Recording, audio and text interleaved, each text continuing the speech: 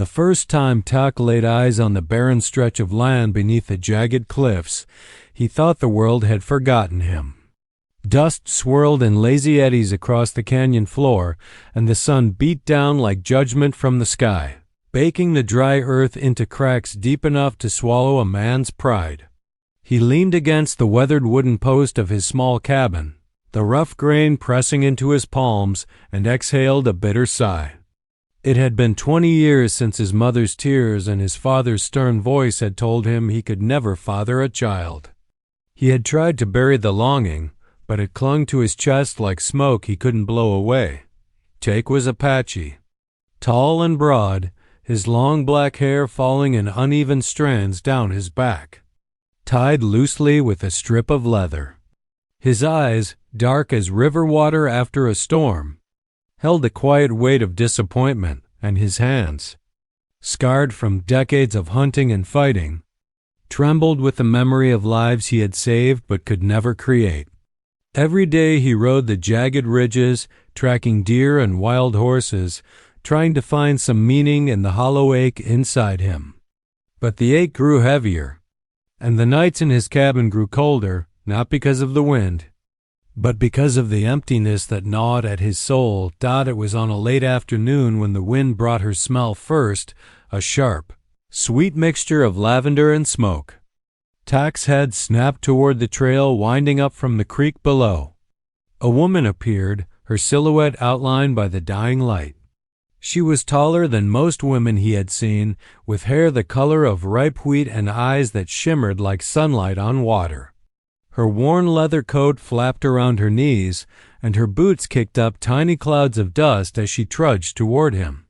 There was an air of determination in her stride, as if she had traveled for days and wouldn't stop until she reached her destination. "Are you Tahke?" Her voice was strong, steady, yet edged with something tender, as though she carried her own grief inside. He studied her for a long moment, suspicion and curiosity wrestling in his chest. He had lived alone for years, his heart a closed fortress, but there was something in the set of her jaw, the flare of her nostrils, the sharp glint of her amber eyes that told him she would not be deterred. "I am," he said finally, his voice rough like gravel. "Who's asking?" "My name is Eleanor Blackthorn," she said, wiping sweat from her brow with the back of her hand. "I've come because I need your help."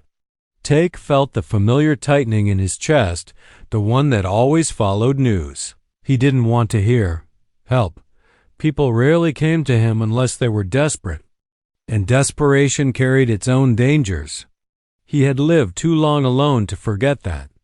But there was something in Eleanor's gaze, an almost pleading honesty that made him lower his guard just slightly. "What kind of help?" His voice was cautious, almost wary. Eleanor stepped closer, brushing a loose strand of hair behind her ear, her eyes never leaving his. "I've heard of your skills, your knowledge of the land, the animals, the ways of the mountains and canyons. I need someone who can guide me safely through the harsh winter trails, someone I can trust. And I heard that you have a gift, Tahke. I heard you can see what others cannot." Tahke's eyes narrowed. A gift? He had long stopped believing in gifts or miracles. For him, the only magic in the world was survival. The only certainty, the cold wind against his face and the hardness of the soil under his feet. But there was something in Eleanor's voice, a vibration that resonated with a part of him he had locked away.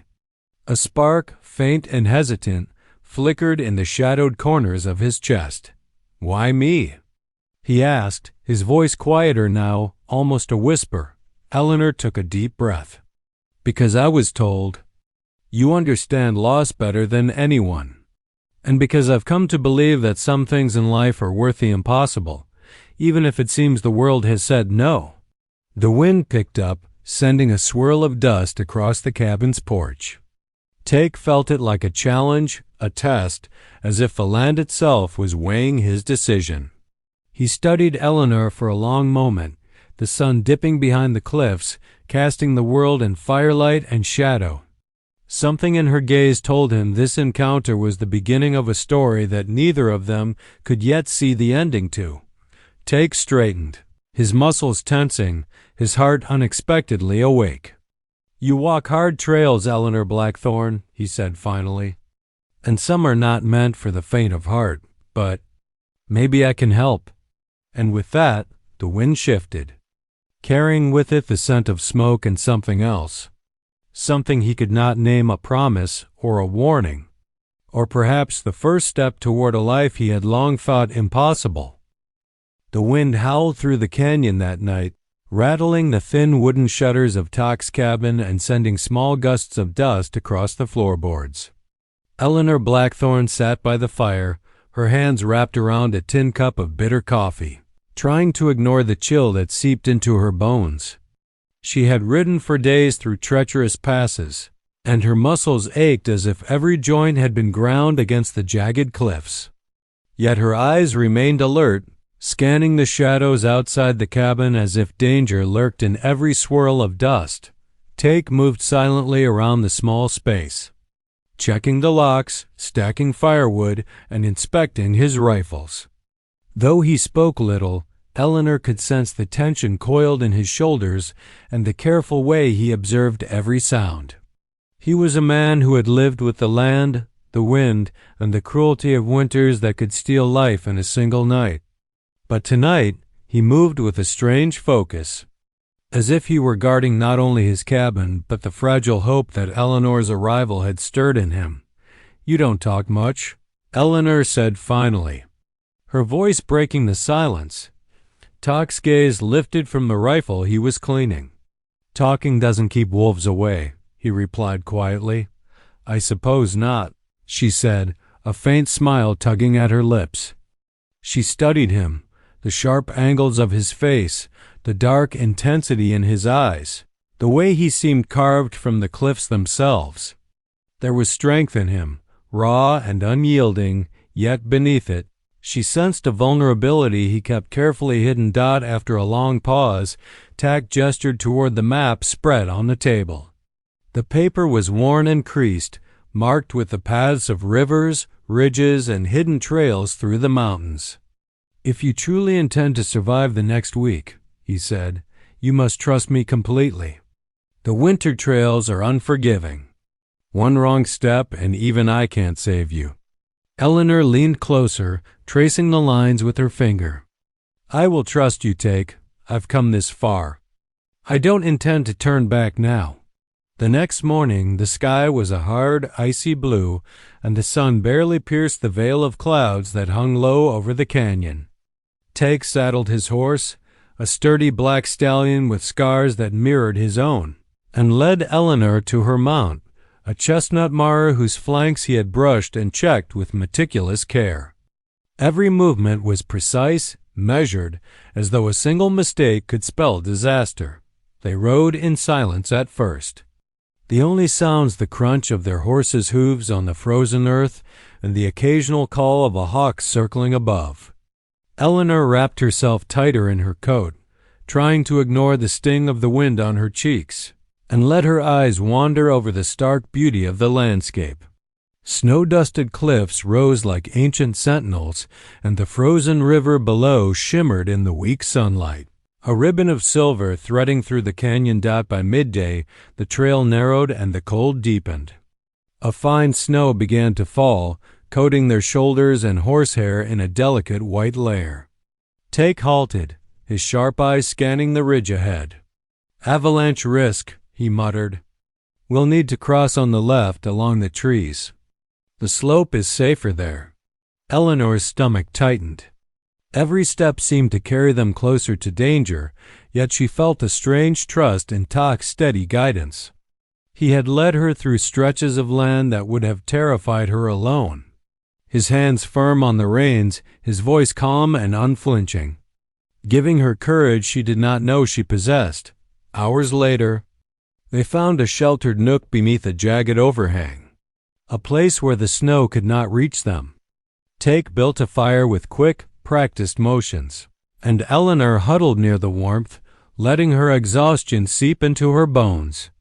She watched him tend the fire, the glow highlighting the sharp planes of his face, the muscles of his arms, the quiet intensity in his eyes.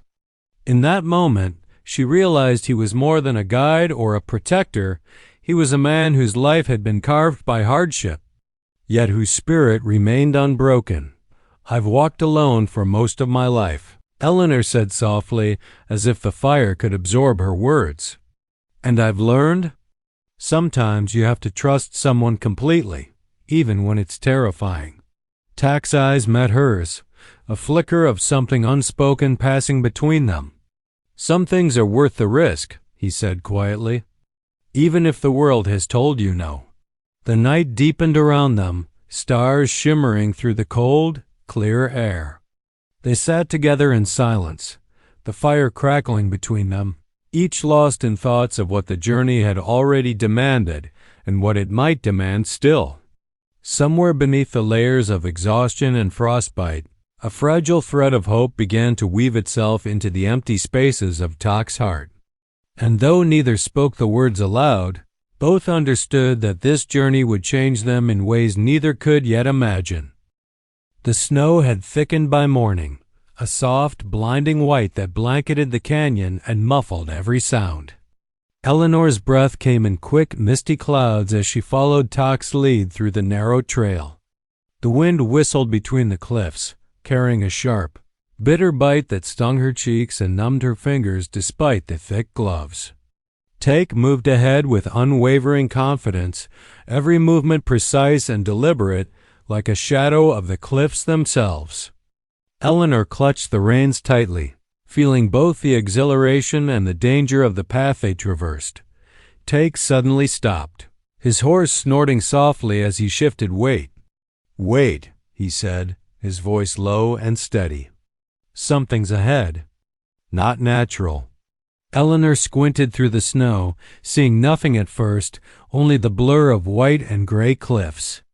Then she noticed it, a faint outline of a cave, partially hidden by overhanging ice and snow. The entrance was jagged, dark, and ominous, as though the canyon had swallowed it whole. She shivered, half from cold, half from the primal unease rising in her chest. "Why here?" she asked, her voice almost a whisper. Tahke's dark eyes studied her for a moment before returning to the cave. "The canyon has many secrets," he said, "and some of them are worth discovering. If you have courage." Eleanor swallowed hard. She had faced harsh trails, bitter cold, and exhaustion, but something about this felt different. The darkness seemed alive, breathing, waiting. And yet, beneath her fear, a spark of curiosity stirred. She had not come this far to turn away. They dismounted, the horses stamping and snorting in the cold. Tahke tied them securely to a gnarled tree root, then pulled a long knife from his belt. He stepped toward the cave, his bare chest braced against the chill, the tribal jewelry on his arms glinting faintly in the scattered sunlight. Eleanor followed, her coat wrapped tight, her eyes wide with both caution and wonder. Inside, the cave opened into a hidden chamber, carved naturally yet worn smooth by centuries of wind and water. Icicles hung from the ceiling, and the walls shimmered faintly as if holding the memory of long-past storms. Tahke crouched near a wall, brushing his fingers along strange etching symbols Eleanor did not recognize. "These markings," he murmured, "they tell stories of those who came before, and warnings for those who follow." Eleanor stepped closer, her breath fogging in the cold air. "Warnings of what?" Tahke turned to her, his eyes catching hers in the flickering light. "Of hardship, loss, and hope. The canyon gives and takes. Those who enter unprepared may never leave the same." The weight of his words pressed on Eleanor's chest, yet she felt something unexpected, a strange sense of belonging. Here, in the frozen stillness of the canyon, she realized that survival alone was not what mattered. The connection she felt with Tahke, with the land, with the pulse of history itself, was something she had never experienced before. As they explored further, they found a small alcove with remnants of firewood and old tools. Someone had lived here long ago, leaving traces of life amidst the stone and ice. Eleanor's fingers traced the smooth rock, imagining the lives of those who had sought refuge in the same way she now sought it with Tahke. People survive even in the harshest places, she whispered. Maybe that's what makes them strong. Tahke nodded, a faint, almost imperceptible smile tugging at his lips. Strength comes in many forms, he said. Not just muscle or skill, but courage, patience, and the will to care for someone else, even when it seems impossible. Eleanor's gaze met his, and for a moment, the wind and snow outside the cave seemed to vanish. She felt the gravity of his words settle deep into her chest, awakening something she had thought long buried, the fragile hope that life could still offer connection, love, and perhaps even a future she had not dared to imagine. They spent the night in the cave, tending a small fire and sharing stories of their pasts. Eleanor spoke of the town she had left behind, the family she had lost, and the empty ache she carried with her. Tahke spoke of his life in the canyon, the relentless solitude, and the bitter truth of his infertility. Yet through their conversation, a bond formed not just of trust, but of mutual recognition, two souls scarred by life, finding a shared strength in each other, outside. The snow continued to fall, covering the canyon in a silent white veil. Inside, the cave held warmth, firelight, and the fragile promise that their journey was no longer only about survival, but about something greater, something neither of them could yet name. And as Eleanor lay close to the fire, her eyes tracing Tahke's steady figure, she realized that this journey might change not just their path through the canyon, but the course of their hearts as well. The morning sun barely pierced the thick, gray clouds hanging over the canyon, and a bitter wind rattled the trees like skeletal fingers. Tahke and Eleanor mounted their horses, the snow crunching beneath hooves as they continued deeper into the mountains. The trail grew narrower, twisted with frozen roots and hidden ice patches that threatened every step. Eleanor gripped the reins tightly, her knuckles white beneath the leather gloves, while Tahke moved ahead with the confidence of a man who had known these cliffs longer than he had known his own hands. "Tahke," Eleanor said, her voice steady despite the chill. "How far to the pass?" "Another half-day, if the storm doesn't worsen," he replied, his dark eyes scanning the horizon. His tone was calm, but Eleanor noticed the subtle tension in his shoulders, the way his muscles flexed under the faint morning light. Every movement measured. The storm struck faster than either of them expected. Snow whipped against their faces, and a fierce wind tore across the canyon, bending the trees as if they were fragile twigs. Visibility dropped to mere feet, and the world shrank into a blur of white. Tahke slowed his horse, feeling the frozen bite in the air against his bare chest. He had faced storms before, storms that could shatter men's resolve, but this one carried an urgency that set Eleanor's heart racing. "Stay close," he shouted over the wind. "Follow my lead." They moved slowly, each step a careful negotiation with the treacherous trail.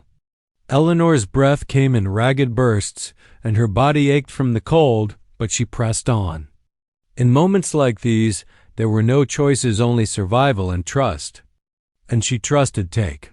His presence was a steady anchor amid chaos, a force that demanded attention and respect. Suddenly, a loud crack echoed through the canyon. A massive branch had snapped under the weight of snow, tumbling down toward the trail. Tahke reacted instantly, yanking Eleanor's horse to the side while his stallion leapt to avoid the debris. Eleanor's chest tightened with fear, but Tahke's hands were steady, guiding her through the danger with a skill born of decades spent reading the land. After what felt like an eternity, they found a small outcropping, a natural shelter tucked beneath a cliff overhang. Tahke guided their horses inside, securing them before checking on Eleanor. She shivered violently, her cheeks red from cold and adrenaline. He handed her a blanket, his fingers brushing hers for a moment, a fleeting, grounding touch.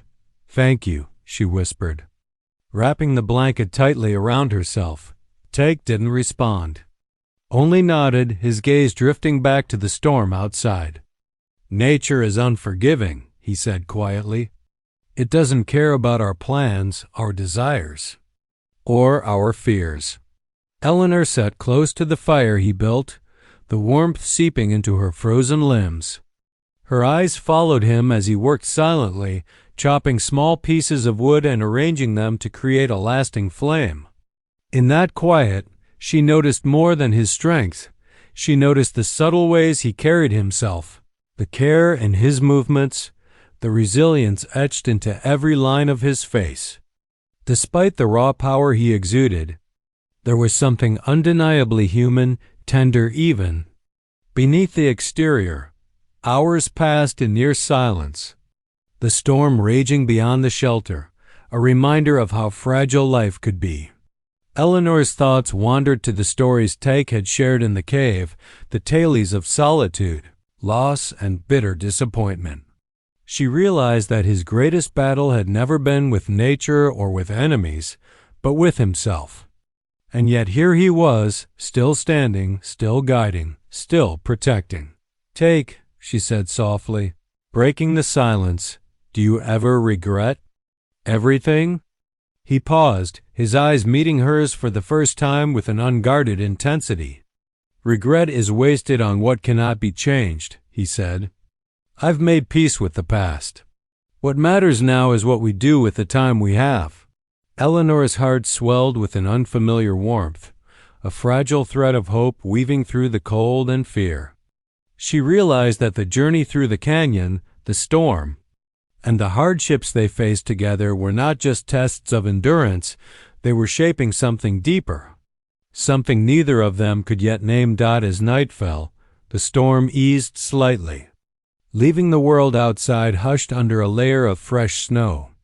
Inside the outcropping, Tahke and Eleanor shared a quiet meal, the firelight casting long shadows across their faces. For the first time, Eleanor felt the weight of isolation lift slightly. Here, in the heart of the harsh winter, she understood that survival was not merely about weathering storms.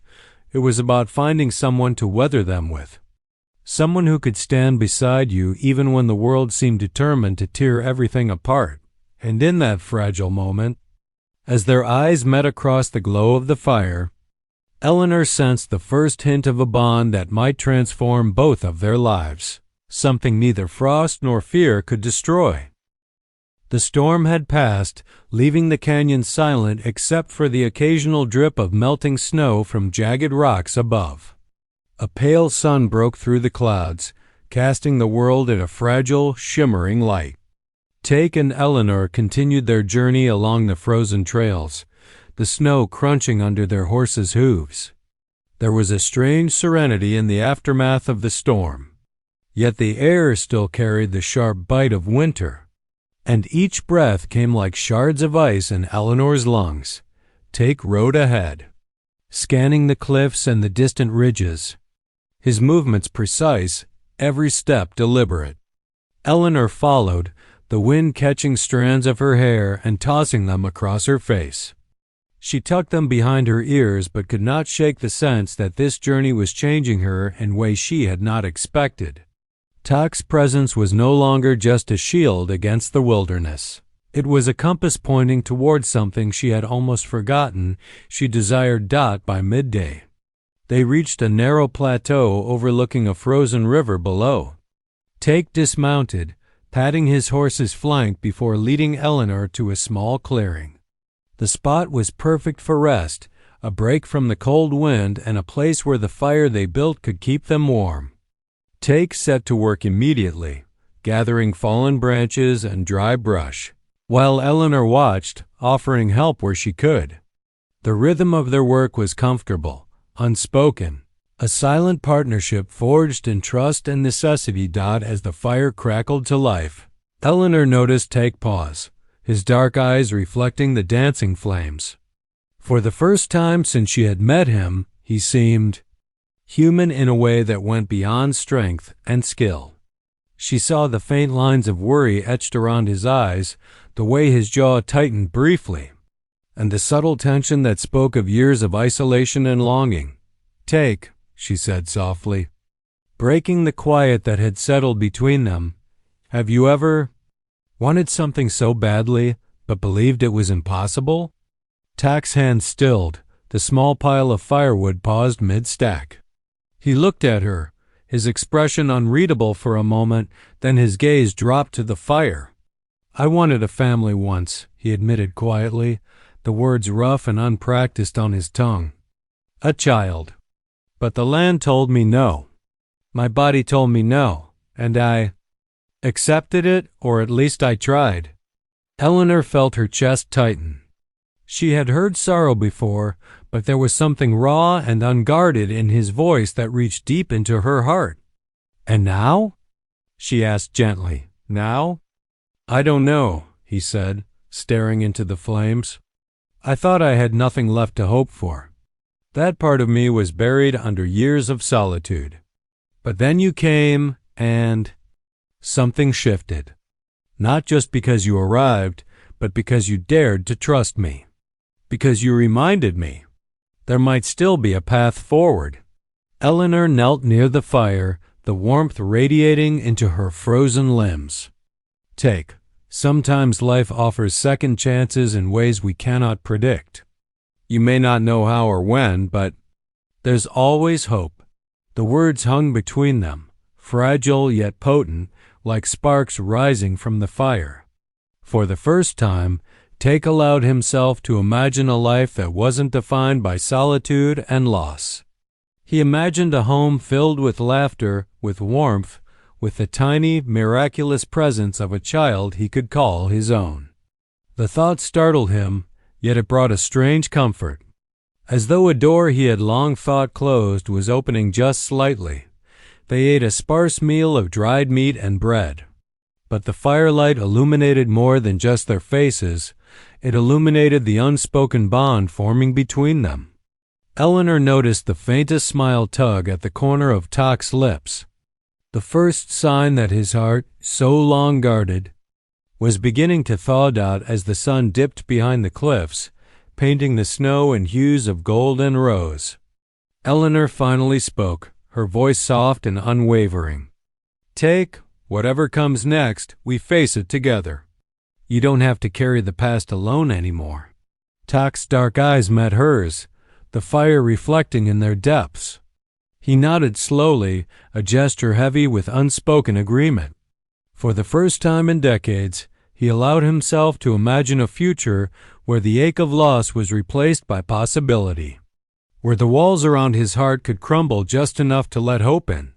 The night settled over the canyon, calm and silent, and the fire's warmth wrapped around them like a protective embrace. For Eleanor and Tahke, the journey had become more than survival. It had become a chance to heal, to dream, and to awaken hearts long thought lost. And somewhere deep inside him, Tahke felt the faint stirrings of a hope he had never dared to name, that perhaps, against all odds, he could one day be more than a solitary warrior. Perhaps he could be a father. The canyon lay silent beneath a heavy blanket of snow, the sun a pale disk behind thick clouds. Eleanor shivered as she followed Tahke along a narrow ridge, the wind slicing through the gaps in her coat. Tahke's bare chest gleamed faintly beneath the frost, the tribal jewelry around his neck and arms catching the weak light. Every step he took was deliberate, careful, as if he was not only guiding her through the terrain, but also holding back some invisible force threatening to undo them both. "The river ahead is partially frozen," Tahke said, his voice low and steady. "If we cross too quickly, the ice will give way. We must find the safest point."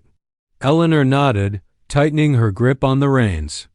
"I trust you," she said, her voice carrying more weight than usual. She meant it not just the crossing, but everything. She had come to rely on Tahke in ways she hadn't anticipated, the silent assurance of his presence a steadying force in the storm of her fears. As they approached the river, The wind gusted sharply, carrying a loose sheet of ice that clanged against a rock. Tahke froze, scanning the riverbank with sharp, calculating eyes. "Left," he commanded, pointing to a narrow section where the ice appeared thick enough. "Step carefully, and don't look down too long. Concentrate on your horse and your footing." Eleanor's stomach tightened, but she obeyed, trusting his judgment completely. Together they led their horses across the frozen river, every step a delicate negotiation with danger. The ice groaned beneath them, yet Tahke's steady presence kept panic from taking hold. When they finally reached solid ground, Eleanor exhaled a shaky breath, her heart still racing. "Thank you," she whispered, looking at him. Tahke gave a brief nod, his gaze distant, as if something in the distance had caught his attention. They pressed on until the trail opened into a secluded valley, the snow deeper here, untouched by travelers. Tahke dismounted first, leading Eleanor to a natural clearing where a spring bubbled quietly beneath a thin layer of ice. The place was serene, almost sacred, a stark contrast to the relentless struggle of the canyon trails. Tahke knelt beside the spring, breaking the ice and letting the water flow freely. Eleanor watched him, noticing how carefully he handled the simple act, as though tending to the water was as important as surviving the wilderness. She realized that Tahke's strength wasn't just in his muscles or skill, it was in his attentiveness, his respect for life, and the quiet patience that had carried him through decades of solitude. "I could live here," Eleanor said softly, stepping closer. "Just you and me. The canyon, the spring. We could make it our own." Tahke's dark eyes met hers, and for the first time, he let himself pause, let himself feel the possibility. "I never thought I would." "Consider it," he admitted, his voice unusually soft. "I've lived with the knowledge that some things are impossible, that I could never have a child, never leave a legacy." Eleanor reached out, placing a hand on his arm. "What if that isn't true? What if life has a way of surprising us when we least expect it?" For a long moment, Tahke remained silent, staring at the spring as if seeing the reflection of something he had long believed lost. Then he looked at Eleanor, his eyes dark but alive with a new fire. "I've carried the weight of emptiness for too long," he said. "But maybe it's time to risk hope, to believe in what seems impossible." Eleanor's heart swelled with a fragile joy. "Then let's make this place a beginning," she said. "For both of us." The day faded into night, and the stars began to pierce the winter sky. Tahke and Eleanor sat together by a small fire, the snow around them sparkling under the moonlight. Tahke's hands, so often used for survival, now gently brushed Eleanor's hair from her face, his touch both protective and tender. The silence between them was no longer lonely, it was filled with trust, understanding, and a quiet promise. Somewhere deep inside, Tahke felt something stir, a possibility he had long buried beneath years of despair. He imagined a future not defined by what he could not have, but by what he might yet create. A family, laughter, a child to call his own. The thought was frightening, overwhelming, but also beautiful, and for the first time, Tahke allowed himself to believe it could happen. And as Eleanor leaned into him, warmth against the bitter cold, he realized that the journey through the canyon had not just led them to safety, it had led him to the threshold of a life he had once thought forever denied. The morning air in the canyon was crisp and clear, the sun glinting off the fresh snow in a way that made the world seem untouched, sacred. Tahke stood shirtless by the fire, his muscular frame outlined by the soft golden light. His long black hair fell over his broad shoulders, and the tribal jewelry around his neck and arms caught the rays, gleaming like promises of a new beginning. Eleanor approached, her worn coat wrapped tight around her. Cheeks flushed from the cold but eyes bright with anticipation. "Tahke," she said softly, a mixture of excitement and nervousness in her voice, "today feels different." He turned toward her, his dark eyes catching hers with an intensity that made her pulse quicken. "It does," he admitted, his deep voice carrying more warmth than she had ever heard. "It feels like the moment we've been waiting for." They had spent weeks navigating the canyon trails, surviving snowstorms, and sharing firelight and stories, their bond growing stronger with each hardship. And now, something unseen yet palpable hung in the air, a sense that life was ready to reward the courage they had shown. That the emptiness Tahke had carried for so long might finally be filled. Eleanor led him to a quiet clearing near the spring, where the snow was soft and pristine. She knelt, brushing her gloved hands over the surface as if preparing it for something sacred. Tahke followed, standing protectively close, every muscle coiled and alert, though this time the tension was different, less fear, more reverence. Then, from behind the rise of a snowbank, a soft, urgent cry reached their ears. Eleanor's heart skipped a beat. She motioned for Tahke to stay close, and they moved toward the sound. There, partially bundled in a thick blanket and lying against a drift of snow, was a tiny infant boy, his eyes wide and curious despite the cold. His cries were sharp but weak, the sound striking Eleanor with an intensity that made her knees buckle slightly. Tahke dropped to his knees beside the child, his powerful hands gentle as he scooped him up. "By the spirits?" he murmured, his voice trembling, a rare crack in his usually steady tone. Eleanor watched, a mixture of awe and wonder filling her chest. As Tahke held the boy close, his dark eyes softening in a way that left no trace of the man who had believed himself incapable of fatherhood. Eleanor knelt beside him, brushing snow from the infant's tiny cheeks. "He's alive," she whispered, tears pricking her eyes. "And he's ours now. Somehow he found us." Tahke looked at Eleanor, the firelight, or perhaps the clarity of this miraculous moment, illuminating something in him that had long been dormant. "I thought I could never be a father," he admitted, his voice low and filled with emotion. "I thought my heart would remain empty forever. But now I see that life can be more generous than we ever imagined." Eleanor reached out, her hand brushing Tahke's arm, feeling the warmth beneath his skin. "It's a new beginning," she said softly. "For all of us." The infant stirred in Tahke's arms, reaching out with tiny fists, and something unspoken passed between the two adults. They realized that the hardships, the storms, and the long, lonely nights had all led to this moment, the arrival of hope, tangible and breathing. Wrapped in the fragile form of a child, Tahke stood slowly, cradling the boy against his chest, his eyes scanning the canyon as if seeking the approval of the spirits who had guided him. Eleanor followed, her hand resting on his arm. The snow glistened around them, and the canyon, silent and majestic, seemed to bow in acknowledgement. "I will protect him," Tahke said quietly, almost to himself, yet Eleanor heard every word. "As I should have protected the hope I never thought I'd have. He will have a future, a life full of the love I once thought impossible." Eleanor smiled, tears streaming freely now. "And we'll build it together," she whispered, her voice firm and unwavering.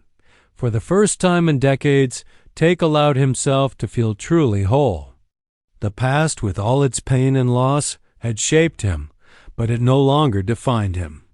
Now, in the frozen heart of the canyon, with Eleanor at his side and a child in his arms, he embraced the impossible: family, love, and the quiet joy of a life renewed. The sun rose higher, illuminating the snowy expanse in warm golden light. The canyon no longer seemed harsh and unforgiving. It was alive with possibility. Tahke, Eleanor, and their son stood together, a testament to resilience, courage, and the miraculous power of hope. And in that moment, the world seemed to hold its breath, acknowledging the miracle that had been born not just from snow and hardship, but from hearts willing to believe in a future beyond despair.